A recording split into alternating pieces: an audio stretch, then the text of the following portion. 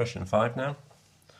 If you want to work out f of minus 4, we've got the definition of f of x here, so we plug in, instead of x we've got negative 4, so I'm going to replace this x here with negative 4. 10 take away negative 4 squared. That's 10 take away negative 4 squared is 16, so it'll be negative 6. So it's this one. Write down the range of f of x. Well, the smallest that x squared can be, if you think about some values of x, the smallest that x squared can be is 0. 0 squared is 0. This is 4, this is 1, this is 1, this is 4 when we square these numbers. So the smallest it can be is 0. So 10 take away 0 is going to be your biggest answer. So 10 is going to be the largest. We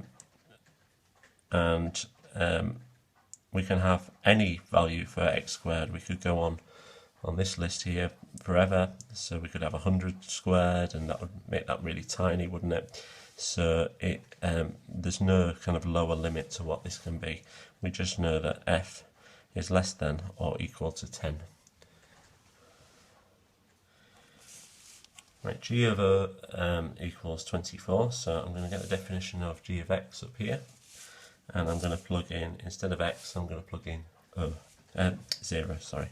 So it will be 0 plus 2a, 0 plus 3, and that is equal to 24. It says g of 0 equals 24, so that's that expression equals 24.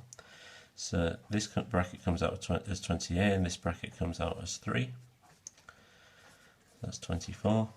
So that means that 6a is 24, and a is 4. So we've shown that argument there.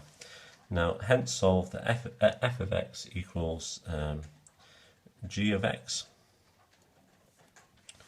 So now that we know that a is 4, we've got our definitions for f of x and g of x. So I'll just write f of x here on the left hand side. So that's that bit there.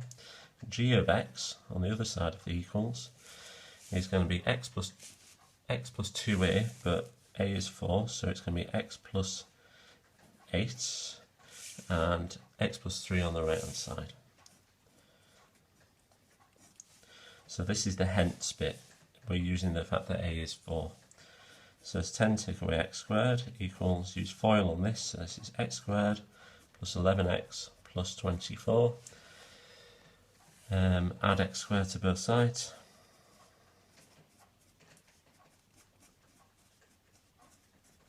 And take 10 from both sides. Now I'm just going to flip this over to this side, and we're going to get equals 0.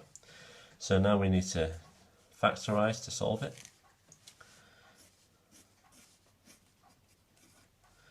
So we get 2x and x to give us our x squared, and we're looking for two numbers that times together to make 14 here, so we could have 2 and 7 if we had the 2 in here and the 7 in here. 7 times x is going to be 7x, 2 times 2x is going to be 4x, 7x plus 4x is 11x, so that works.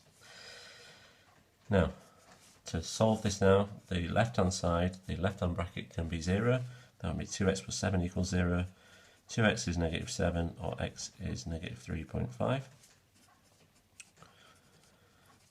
Or the right-hand bracket can be 0, so that means x is negative 2.